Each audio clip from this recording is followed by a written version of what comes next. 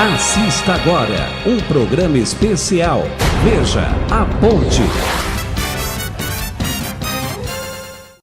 Convido os irmãos para nós abrirmos as nossas Bíblias no livro de João. João capítulo 13.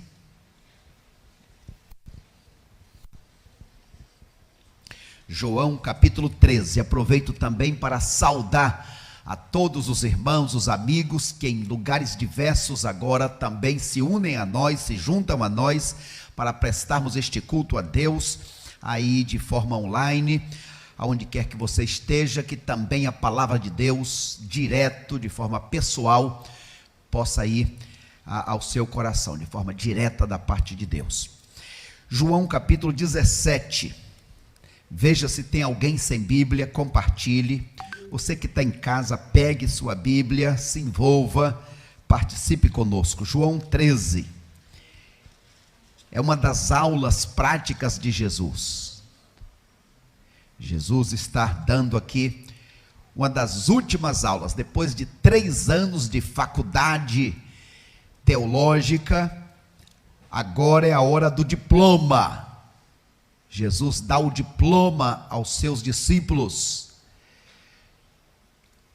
João capítulo 13 diz assim: antes da festa da Páscoa, sabendo Jesus que havia chegado a sua hora de passar deste mundo para o Pai, e tendo amado os seus discípulos que estavam no mundo, amou-os até o fim.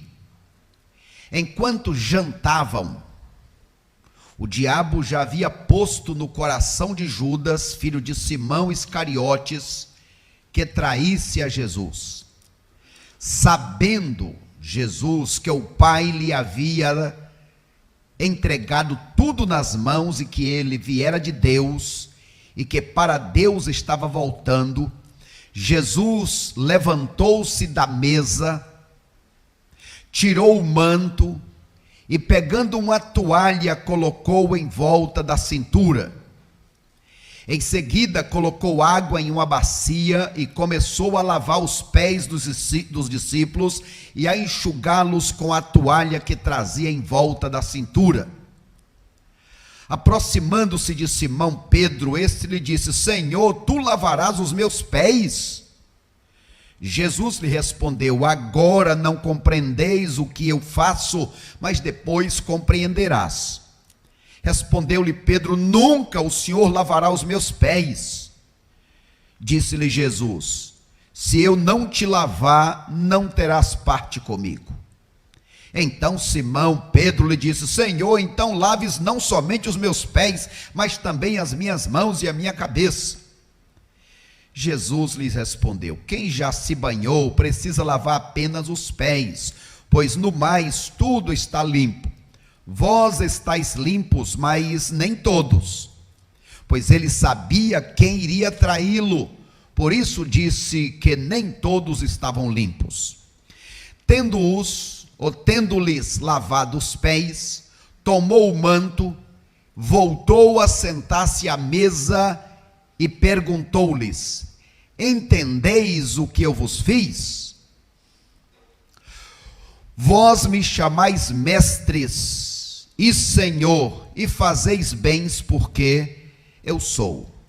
Se eu, Senhor e mestre, lavei os pés, também deveis lavar os pés uns dos outros. Pois eu vos dei o exemplo para que façais também o mesmo. Em verdade vos digo, o escravo não é maior do que o seu senhor, nem o mensageiro é maior do que aquele que o enviou. Verso 17. Se de fato sabeis estas coisas, sereis bem-aventurados se as praticardes. Que Deus aplique esta maravilhosa palavra em nossos corações. Nós nos ateremos ou iremos nos focar em João capítulo 13, texto que lemos, e Atos capítulo 8, a experiência de Filipe, um discípulo que aprendeu e está colocando a lição em prática.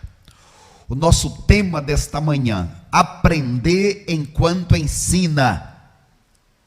O desafio. Aprender enquanto ensina. O desafio.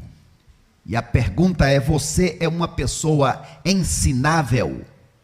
Uma pessoa que aprende para ensinar e ensina o que aprende? Você é uma pessoa que pratica o que ensina? Jesus está dizendo: você aprendeu a lição da humildade, de quem quiser ser o maior, que sirva o menor. Você aprendeu essa lição? Ok, pratique, coloque em prática. Obrigado, Senhor maravilhoso, por esta grande oportunidade em que podemos nos ajuntar para relembrar a Tua palavra, para relembrar os Teus ensinos.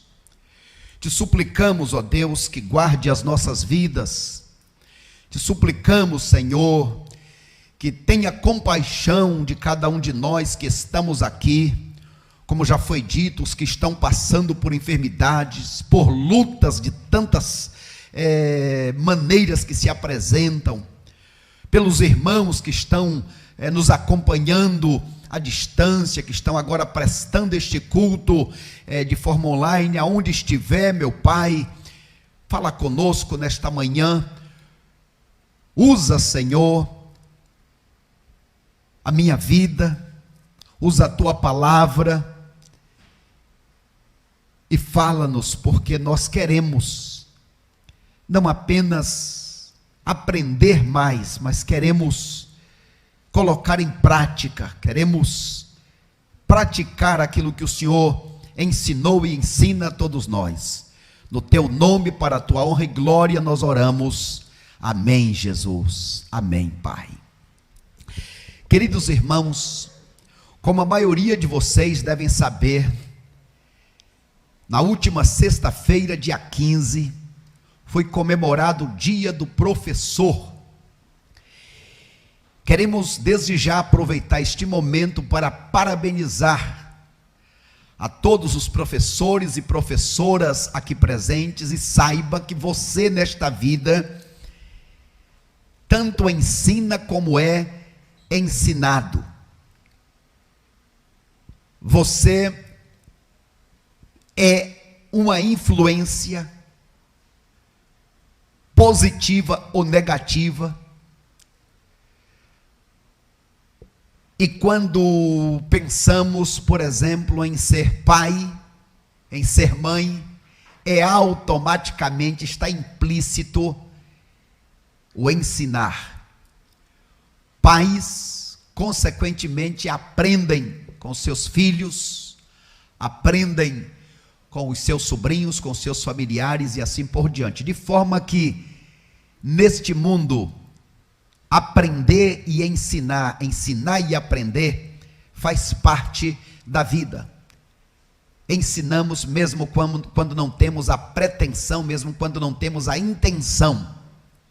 Se não ensinarmos da forma certa, estaremos ensinando da forma errada. Me lembro daquele menino de quase 7 anos por aí, que saindo de casa andando e foi procurar o pai. E foi subindo nos degraus de uma escada que levava para dentro do bar. E alguém disse para o pai: olha quem está vindo ali. E o filhinho vinha vindo, e o filho ia vindo exatamente para onde estava o pai, num bar, para beber. E aquele pai ali caiu a ficha e disse: se o meu filho continuar me seguindo, é para lugar como esse que ele vai vir. Ou seja, mesmo sem querer, ele estava ensinando para o seu filho. De forma que nós queremos louvar a Deus pela vida dos professores. O dia é comemorado no mundo inteiro em datas diferentes. No Brasil, por que é comemorado no dia 15? Começa cedo, lá pelos anos de 1827, quando Dom Pedro I estabeleceu um dia, estabeleceu um decreto onde deveria ter o ensino fundamental em todas as cidades do país. Esta era a ideia. Estamos falando de 1827. Tempos depois, em 1947, aqui em São Paulo, um dos professores da capital, Salomão Becker, resolveu estabelecer um dia para se homenagear os professores.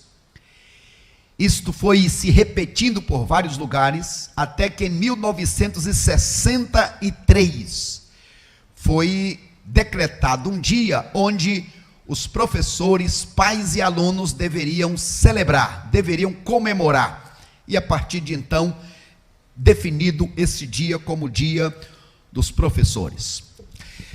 Quando eu penso em professor, penso em aprendiz de um novo tempo. Os meus códigos para e-mail e tudo mais sempre tem a ver com o aprender. Aprendiz de um novo tempo. Alguém que está sempre com a mente aberta para aprender algo no novo tempo. Dizem hoje o novo normal. O que é que este novo normal aprende? O que é que este novo normal ensina? E aqui colocamos uma frase de um dos ícones da pedagogia, que é o Vallon, que diz: o principal estímulo da atenção é o interesse. Suscitá-lo deve ser, evidentemente, o objetivo essencial do educador. O educador tem este grande desafio de capturar o interesse, capturar e prender. Como fazer para chamar a atenção, para prender, manter a atenção do aluno. A mente, ela devaga, e se o professor apenas ficar falando, as pessoas começam a viajar, o corpo está ali, viu, irmã Gabriela? O corpo está ali, mas a cabeça está longe. Então o professor deve sempre estar interagindo, e quando pensamos nisso, temos que lembrar do nosso supremo pedagogo, lembrar do Senhor Jesus Cristo, mestre por excelência de todas as épocas. Existe uma frase que tem algumas controvérsias, que alguns pensam se é verdade ou não, mas que a palavra sensei, professor, dizendo que no Japão, o único profissional que não precisa se curvar diante do imperador é o professor. Por quê? Porque sem professores não há imperadores. Gostamos de lembrar que o professor é a profissão que forma todas as profissões. Para todas as profissões precisa ter o professor. Antigamente era muito comum ser ressaltado o nome dos mestres. Então, eu tive, por exemplo, o mestre Berto. Então, o mestre da carpintaria, o mestre da alfabetização, e assim por diante. Tinha os mestres, eram pessoas que era ali o pedagogo, e essa pessoa era e é de grande importância. Na pedagogia moderna, diz, olha, a liderança e o ensino precisa ser transformacional. Como assim? Pelo menos 6 atitudes para que esse ensino não seja apenas memorização, mas que sirva para transformar a pessoa. Professores foram instrumentos para impactar minha vida e para causar benefícios e malefícios, como veremos mais à frente. Como fazer para que eu, como um professor de uma escola pública, como professor da escola bíblica dominical, como professor na minha casa, pai, mãe, filho, irmão, como fazer para que haja esta transformação? Então, primeiro, para inspirar, é preciso estar inspirado. Você não pode transformar os outros se não é uma pessoa transformada. Então, uma pessoa inspirada, inspira. Tem gente que tem o dom do balde de água fria, é o dom de coveiro, o dom de jogar pá de terra em cima. Mas tem outras pessoas que têm o dom de motivar, tem o dom de animar, o dom de inspirar. Segundo, encontre maneiras atraentes de transmitir o conteúdo. Pais, mães, professores, seja da escola dominical, em qualquer área das nossas vidas, de que forma, o que eu poderia fazer para que este conteúdo seja dito de uma forma diferente, uma forma que atraia. Devemos buscar inspiração no próprio Jesus, que é o nosso mestre por excelência. Vista a camisa dos alunos, a ideia de sentar à altura dos alunos. Me lembro quando fui fazer o estágio entre as criancinhas ali, menores, o grande desafio, como fazer para ficar na altura das crianças. E a minha primeira estratégia foi me sentar no chão junto com eles. Uma estratégia que deu certo. Inclusão é uma necessidade. Quando a gente pensa numa classe, a gente pensa em crianças que vêm de faixas etárias diferentes, de experiências diferentes. E quando falamos de inclusão, não estamos falando de incluir o errado como se fosse certo. Estamos falando de buscar estratégias para que ninguém se sinta de fora.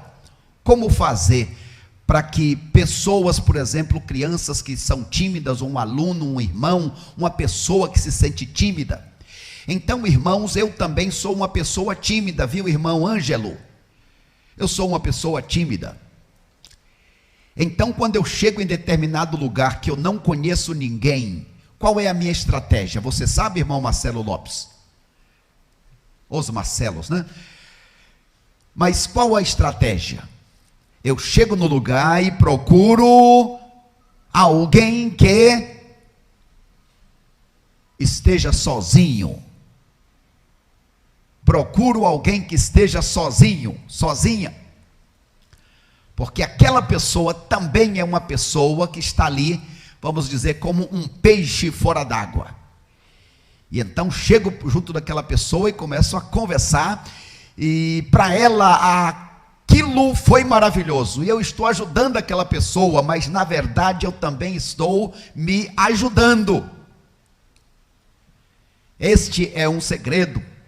Então, por exemplo, agora de manhã estávamos no café da manhã, e tem aqueles que já têm ali a sua patota, né? A sua conversa, mas tem aqueles que estão ali sem o ambiente.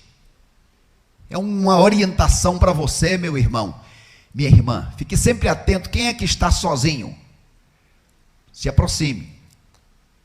Assim você vai estar ajudando aquela pessoa, se você precisa também vai ser ajudada. Mostre o caminho das pedras. Planejar é importante. Então, algumas atitudes, esse planejar, ou seja, é uma coisa que eu vou fazer de uma forma intencional, é errado, não é hipocrisia, não.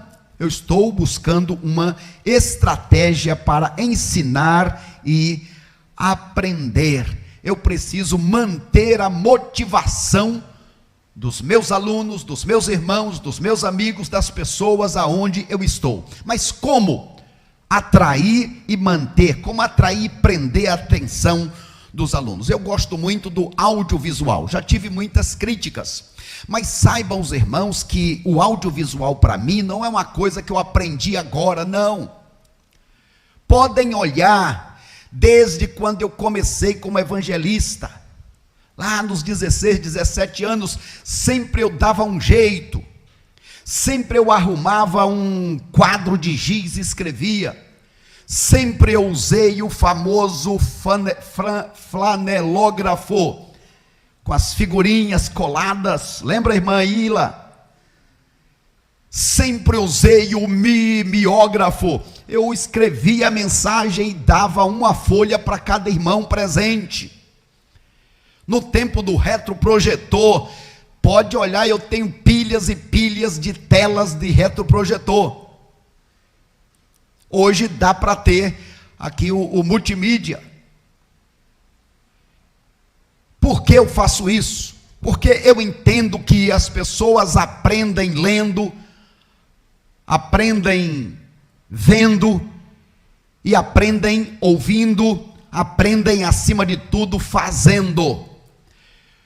Quando ingressei na pedagogia ainda lá em São Paulo, na Unicid, Universidade de São Paulo, a classe de 60 alunos, na verdade 41 alunos, eu era o 1, ou seja, eram 40 alunas e 1 aluno. E houve a pergunta: por que você veio fazer pedagogia? Eu disse: a melhor forma de você aprender é ensinando. E eu creio então que, fazendo pedagogia, ensinando, eu vou aprender. Temos um quadro que é um quadro muito interessante, uma tela, como o nosso cérebro aprende. Olha que coisa interessante.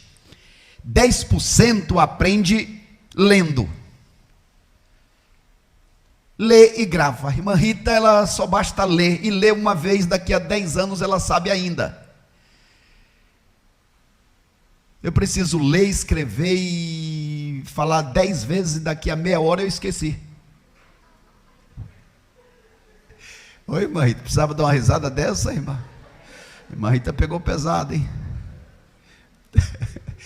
De forma, irmãos, que eu tenho dificuldade de reter o conhecimento. Por isso eu preciso escrever. Isso não é agora, não.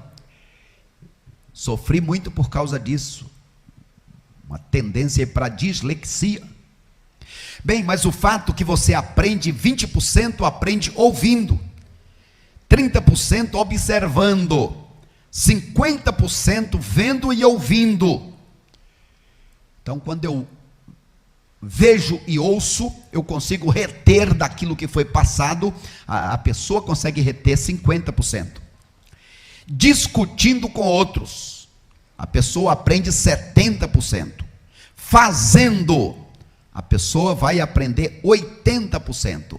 Agora, se além de tudo isso a pessoa ensina para os outros, a pessoa vai reter aquele conhecimento. Alguém pergunta assim: mas como é que você consegue recitar e dizer e saber onde está e não sei o quê? Exatamente porque você ensina e aquilo se repete na sua mente, assim 95% fica retido. Irmãos, quando nós pensamos e parabenizamos aos professores, ressaltamos Jesus como o maior pedagogo de todos os tempos. Jesus, mestre em usar as parábolas, os enigmas, em usar as metáforas, usar os provérbios, usar coisas do dia a dia para dar lições, usar os milagres. Nenhum milagre é feito por acaso. Os milagres são pedagógicos. E Jesus, então, está usando todas as formas possíveis para nos ensinar. Quando pensamos em Jesus como o maior pedagogo de todos os tempos, nós nos lembramos então desta aula prática que ele dá aqui nesse capítulo 13 de João. Volte a sua atenção para João capítulo 13, quando Jesus primeiro dá uma grande lição de amor. Olha o que o texto diz: Jesus, os tendo amado, amou-o até o fim. Ele fez de tudo para ressaltar que tudo que ele tinha feito, tudo que ele estava fazendo e que ia fazer, isso é, dar a sua própria vida, era com um objetivo: demonstrar o seu amor. Ninguém tem maior amor do que este, de dar sua vida pelos seus amigos, diz Jesus em João capítulo 15. E aí, Jesus, o texto ressalta a palavra conhecimento. Ele, sabendo quem era, sabendo de onde veio, sabendo por que estava aqui, sabendo para onde ia, sabendo que estava chegando a hora da sua partida, ele deu então a aula magna. Ou seja, além de todas as lições, agora a última aula, quer dizer, a aula de formatura, o diploma, a noite da diplomação. E qual é o diploma que os discípulos receberam? Os discípulos receberam uma toalha. E como foi que ele fez isso? Ele se levanta, tira a sua capa, pega uma toalha, coloca água na bacia, se ajoelha, se agacha para lavar os pés dos discípulos e vai fazendo de um a um, até que chegou a vez do irmão Pedro. Ah, comigo não, senhor. Jamais eu vou permitir que o senhor lave os meus pés, porque quem lava os pés é o escravo. O senhor, quando chega cansado, naquela época, se assentava e o escravo vinha para lavar os pés. De forma nenhuma eu vou ser o senhor para o senhor ser o meu escravo. Não aceito. Jesus diz: olha, é preciso. Aí Pedro, sempre no extremo, mais ou menos, todo extremo é perigoso, cuidado, não é não, irmão Edmar? Falávamos apenas há pouco a importância da moderação, de ser equilibrado na vida, em todas as áreas. Pedro era um desequilibrado, para lá ou para cá, estava sempre nos polos extremos. Então o senhor me lava todo, então me dá logo um banho. Não precisa não, aqui é um exemplo que eu estou dando. Você já tomou banho? Tá bom, vem cá que eu quero só dar um exemplo. E depois de lavar os pés de todos, então Jesus pergunta: vocês entenderam? Tem igreja que até hoje tem o culto do lava-pé. Quem não participa deste culto do lava-pés, então não é, como eles diziam e disseram para mim em tal tempo, você não está fazendo o que Jesus mandou. Não se refere a ter uma escola dominical e antes dos irmãos chegarem está aqui o pastor lavando o pé de todo mundo. Mas Jesus estava dando a lição da humildade, do maior servir ao menor, de maior para Deus é aquele que serve. Então veja só, queridos irmãos, que lição maravilhosa que Jesus deu para aqueles discípulos que com certeza nunca mais eles esqueceram e que nós lembramos até hoje. Uma aula. E aí falamos da importância do exemplo. Existem, meus irmãos, do grego duas palavras, a palavra querigma e a palavra didaquê. A palavra querigma quer dizer proclamação, a palavra didaquê quer dizer ensino. Nós, os batistas especialmente, somos especialistas no querigma, na proclamação do fazer missões, mas falhamos muitas vezes no didaquê, o ensino, e aqui me refiro especialmente no didaquê da apologia, de sermos apologetas, ou seja, defendermos a doutrina. Muitas vezes nós somos presas fáceis para igrejas que pescam no aquário, porque pregamos o evangelho, a pessoa vem, se converte, agora sou de Jesus, mas a pessoa não passa por um discipulado sistemático. Essa pessoa se torna uma presa fácil para pessoas que vêm, por exemplo, dizendo: sua igreja pratica o lava-pé? Não, Jesus praticou e mandou praticar. Então você está na igreja errada, venha para a nossa igreja. A sua igreja sauda com a paz do Senhor? Não, mas Jesus mandou. Onde? Que lugar? Não tem encanto nenhum, mas pessoas dizem. A sua igreja guarda o sábado? Não, mas Jesus guardou, ele mandou guardar. Aonde? Jesus, ele cumpriu toda a lei, para que eu e você não estejamos mais debaixo da escravidão da lei. De forma, irmãos, que nós, como servos de Deus e como igreja, precisamos sim ser pessoas que amam o aprender a palavra e praticar a palavra. Oséias vai dizer: o meu povo perece por falta de conhecimento. Por isso, conheçamos e prossigamos em conhecer ao Senhor. É interessante, irmãos, nas páginas bíblicas, como o ensino é muitas vezes mais importante do que a pregação. O trabalho do Espírito Santo é ensinar, isto é, convencer as pessoas de que são pecadoras, de que haverá um juízo, e que o juízo só passa, no juízo só passa quem for justificado pelo sangue de Jesus. Então o trabalho do Espírito Santo é ensinar, para convencer as pessoas. Veja alguns versículos na Bíblia onde o ensinar é ressaltado em todo o ministério de Jesus. Quem está comigo aí na câmera, vamos ler juntos aqui estas telas. Vejam então, me ajudem. Você que está em casa também, leia conosco aí, está na sua tela. Vamos juntos? E percorria Jesus toda a Galileia, ensinando nas sinagogas, pregando o evangelho do reino e curando todas as enfermidades e males entre o povo. Então o primeiro ministério de Jesus era o ensinar, para a cabeça. Depois que a pessoa entendeu, prega para o coração, e Jesus continua cuidando da pessoa como um ser integral, ou seja, corpo, alma e espírito. Segundo versículo, todos juntos. E Jesus ia passando por todas as cidades e povoados, ensinando nas sinagogas, pregando boas novas do reino e curando todas as enfermidades e doenças. Jesus pede mais discípulos. Olha só, ele ia por todos os lugares fazendo uma coisa: ensinando.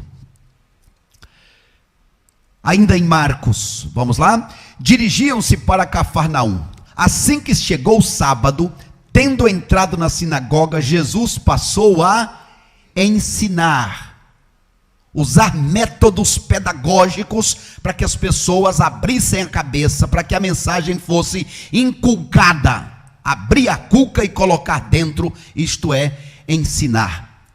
Lucas 4,15, todos juntos.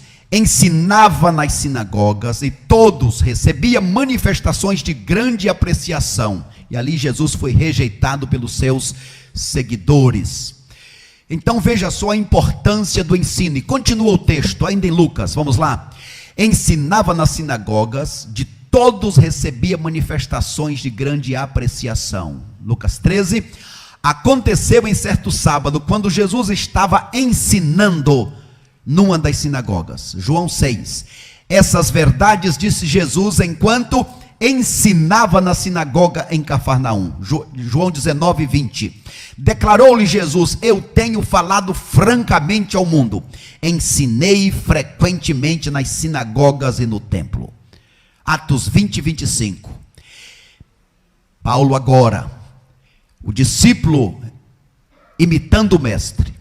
Estou consciente de que nenhum de vós, entre os quais passei ensinando sobre o reino de Deus. E por último, pregava incansavelmente o reino de Deus e ensinava a respeito do Senhor Jesus Cristo com toda liberdade e sem impedimento algum. Final do ministério do apóstolo Paulo. De forma, irmãos, que nesta manhã estamos ressaltando a importância do didaquê, a importância do ensino. E Jesus então, ele termina lá em João 13 dizendo: vocês compreenderam o que eu ensinei? Bem-aventurados sois se praticardes.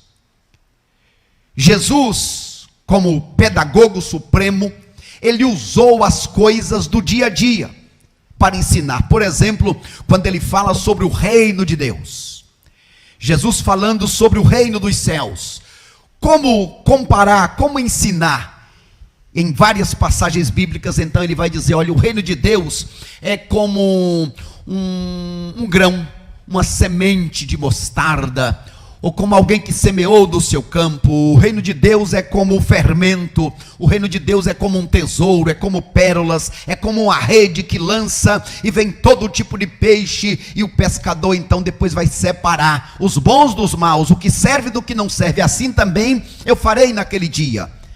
Ou seja, a pregação dele era uma pregação ilustrativa com as coisas que as pessoas podiam compreender. O reino de Deus é como um dono de casa. O reino de Deus é como alguém que fez uma festa e convidou muitas pessoas. O reino de Deus é como as 10 virgens. 5 eram prudentes, mas 5 eram loucas, insensatas. Por quê?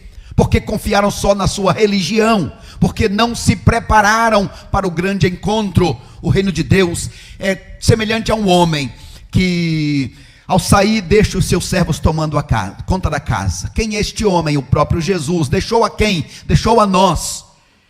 Estamos tomando conta da casa, somos os mordomos.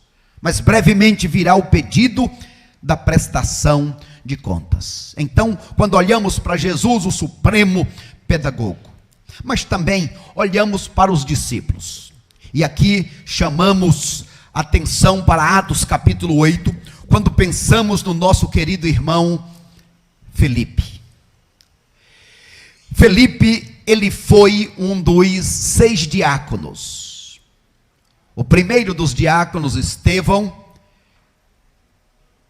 foi martirizado.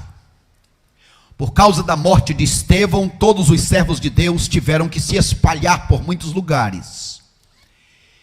Dentre os lugares, a cidade de Samaria, chegou o servo de Deus chamado Felipe. Felipe, que aprendeu as coisas de Deus, agora Felipe estava ali como o evangelista. Ensinou a palavra, pregou a palavra e muitas pessoas se converteram. Felipe percebeu que o trabalho era maior do que a capacidade dele. Ele chamou os outros apóstolos, venham. Os apóstolos vieram, perceberam ali alguns desvios, como Simão, que era antigamente mágico, entrou para o evangelho, foi batizado, era da igreja, mas quando viu o poder de Deus, ele quis comprar. Eu quero fazer uso também destas técnicas que vocês usam para fazer os milagres e para fazer vir o Espírito Santo nas pessoas. Como é que a gente consegue? O que eu preciso fazer? Quanto eu preciso dar para também ter este poder? Ele foi orientado, se arrependeu e o trabalho seguiu firme ali em Samaria. De uma hora para outra, Deus tira Felipe de Samaria e o manda para o deserto, onde ele vai encontrar aquele eunuco. E ali vemos algumas lições deste servos de Deus, um crente que se tornou diácono, se tornou evangelista de uma grande cidade, evangelista das massas. E agora Deus o tira, irmã Margarete, e o manda lá para o deserto, para encontrar um homem só. Agora, este homem, irmã Cecília, era alguém que Deus iria usar no futuro para levar a palavra lá para a Etiópia. Quando Paulo mais tarde chega na Etiópia, lá já tem o evangelho. Quem levou? Aquele eunuco, o etíope. Quais são as lições que podemos aprender com o irmão Felipe? O discípulo, que se tornou um dos líderes da igreja como diácono, uma vez saindo do seu habitar, da sua zona de conforto, servo de Deus, quando ele tirar você da zona de conforto, às vezes o emprego que muda, às vezes uma enfermidade, às vezes mudança de endereço, às vezes perda de um familiar, qualquer coisa que aconteça, precisamos fazer a pergunta: Deus, qual é a tua lição? Como o Senhor vai usar isso para a glorificação do teu nome? Felipe, então, tendo que fugir, como todos os apóstolos, todos os crentes tiveram, fugir de Jerusalém. O que aconteceu? Chegando em Samaria, não se escondeu, pregou a palavra. Agora esse discípulo está ensinando para outros. Mas Deus disse: saia deste grande avivamento, saia, vamos dizer, da bênção de estar no meio de muitos e muitos irmãos, de estar pregando para multidões. Agora eu quero você sozinho lá em tal lugar assim. Então a nossa agenda precisa estar aberta para Deus. Deus disse: saia de Samaria e vá para esta região do deserto. E ele foi. Obedecer é muito melhor do que sacrificar. Não resista à vontade de Deus. A vontade de Deus, embora a gente não compreenda muitas vezes, irmão José, que hoje está abençoado aí com toda a família, netinha, Deus abençoe a todos.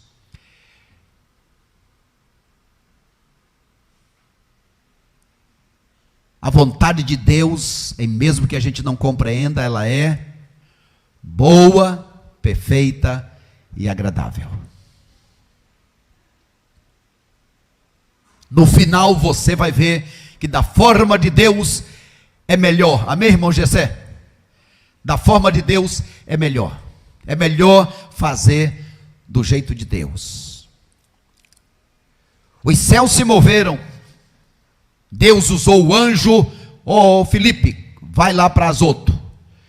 O Espírito Santo, Filipe, corre e se aproxima deste homem que está indo aí na carruagem. Olha só.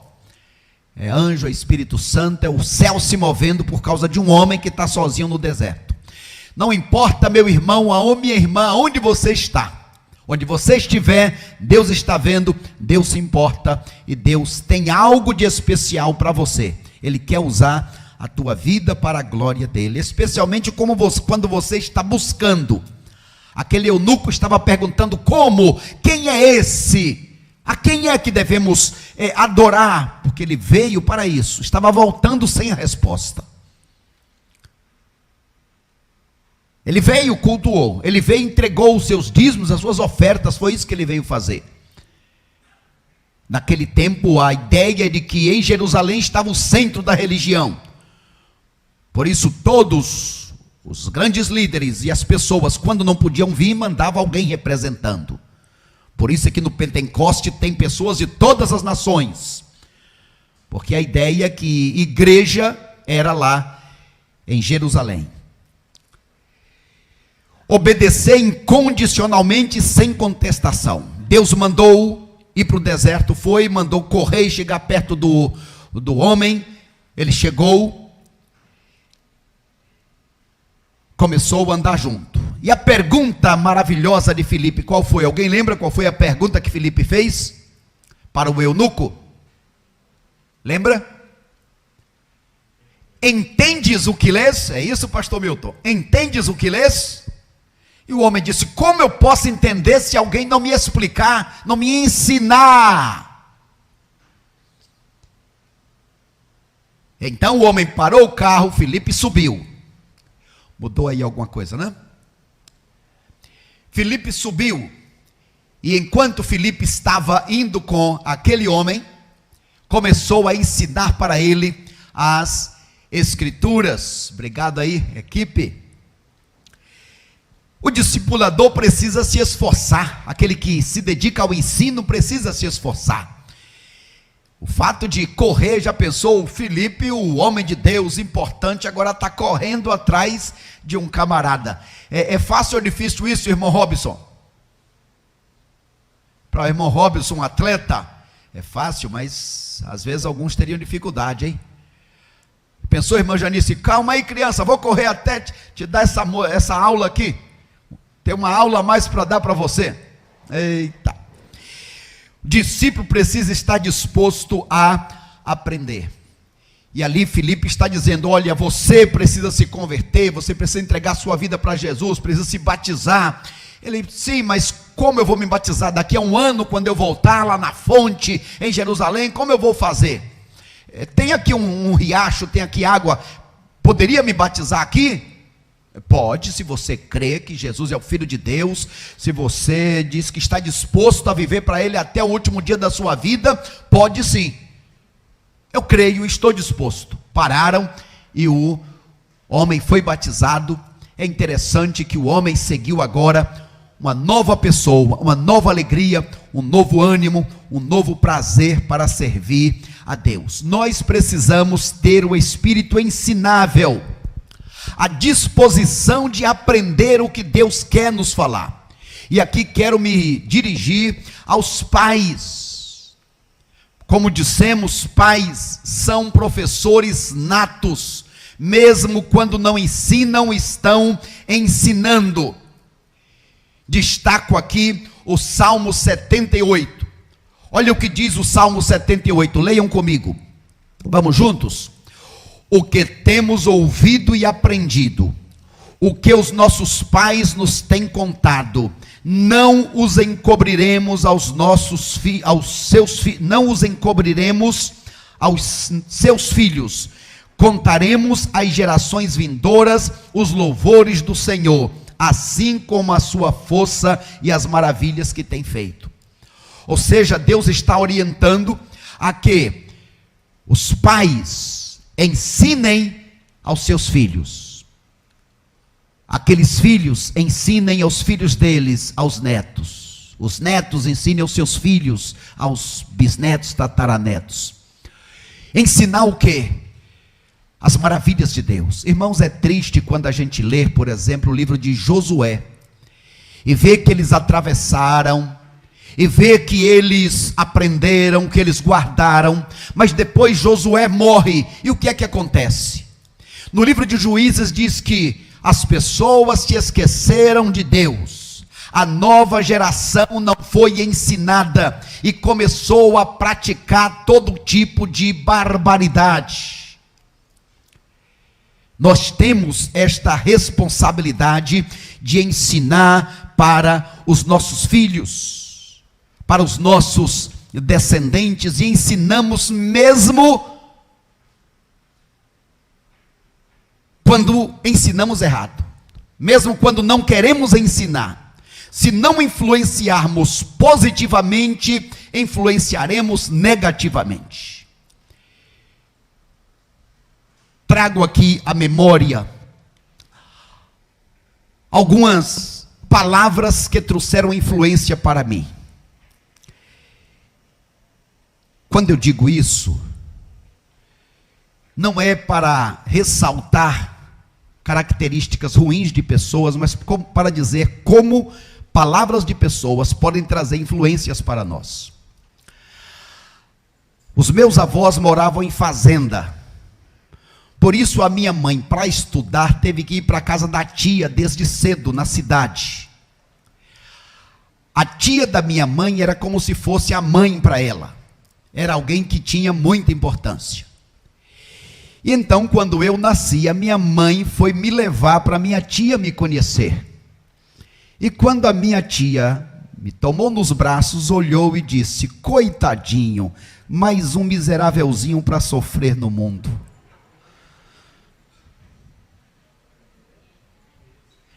Palavras assim de pessoa que tem esse nível de autoridade sobre a pessoa, tem influência.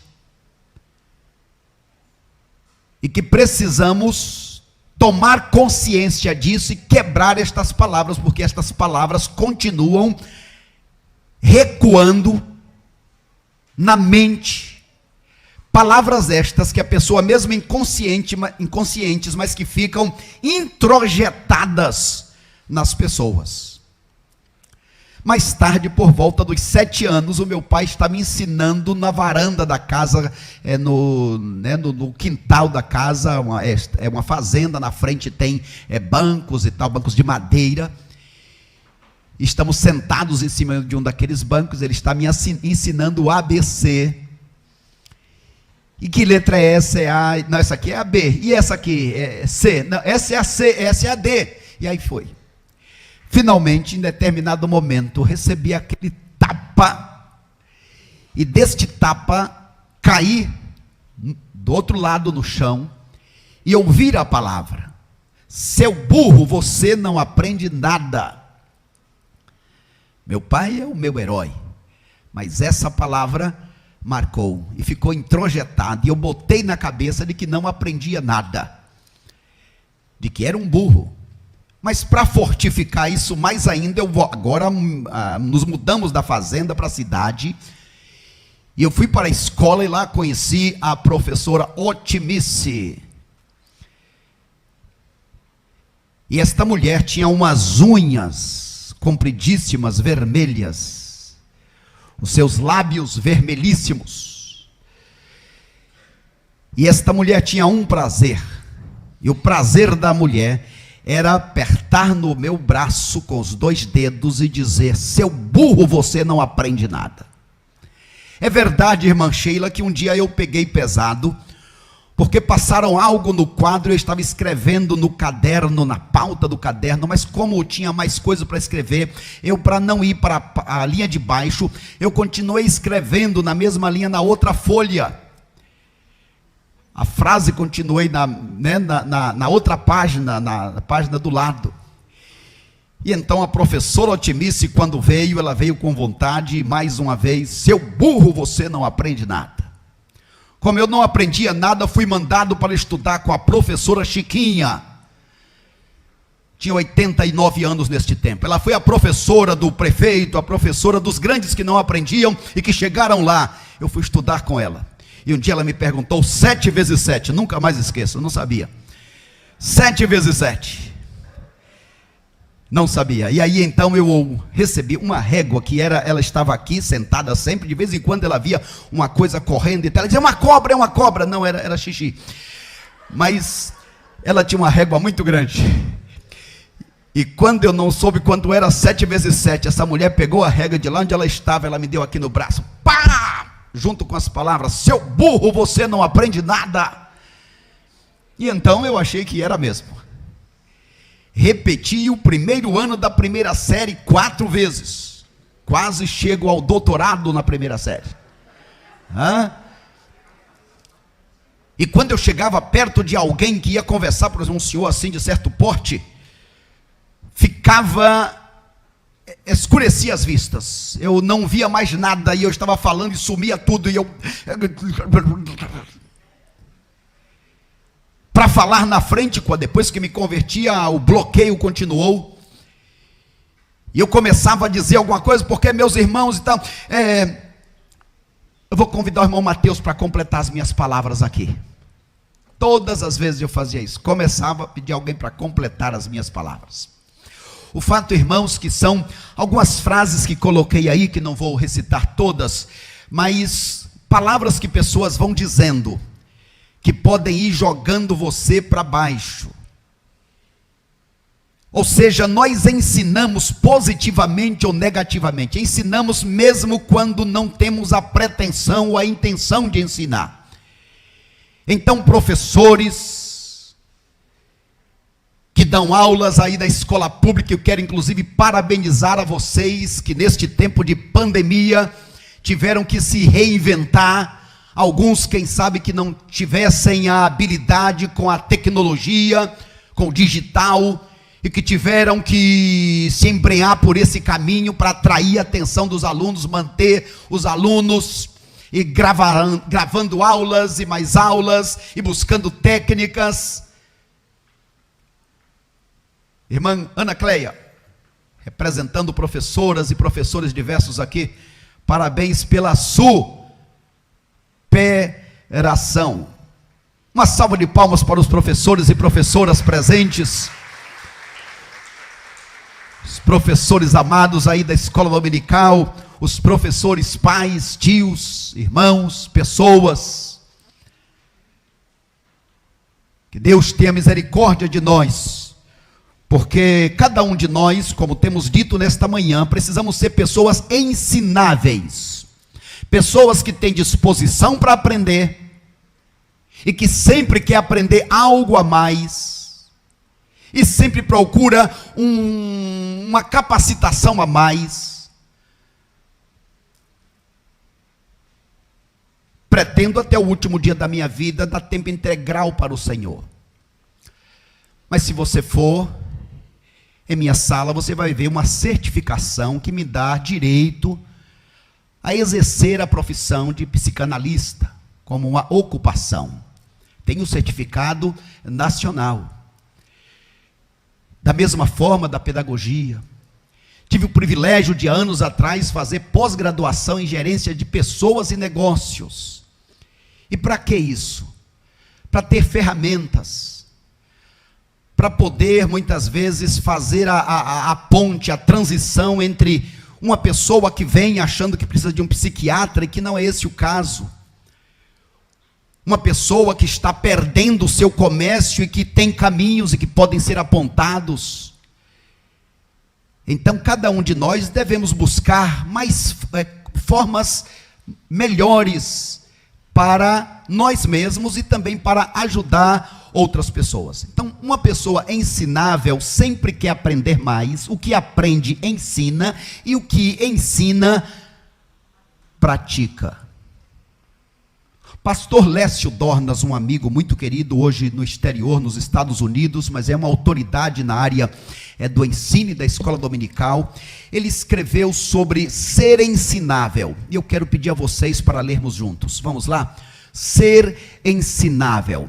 Vamos lá. Só se ensina a quem deseja aprender. Estou convicto também de outra. Aprende-se enquanto ensina. Ser ensinável é ver-se incompleto e desejar crescer. Ser ensinável é resistir à conformação, é aceitar o fato de que há estações à frente e que é preciso avançar na viagem. Ser ensinável é correr atrás do ensino, de quem ensina e fazer-se discípulo, escolher pisar as marcas de alguém. Ser ensinável é ter referenciais, alguém para quem olhar, não como parâmetro de perfeição, mas sim de aperfeiçoamento, é sair da caverna aventurando-se na floresta. Ser ensinável é aceitar, revisar paradigmas, reformular conceitos, criticar crenças e dispor-se ao que a outra pessoa, ao que outrora sequer admitia existir.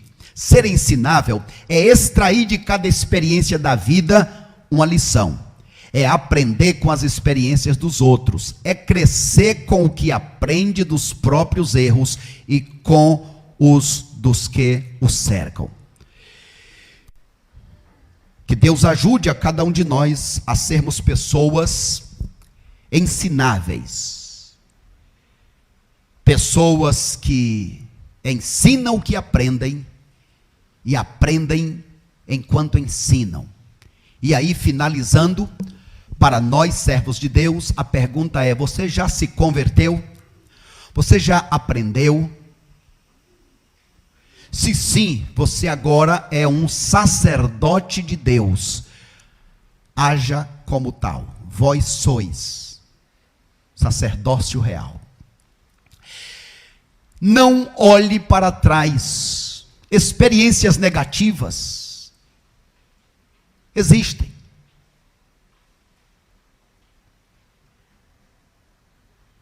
Eu tenho ódio, rancor de palavras que foram ditas? Não.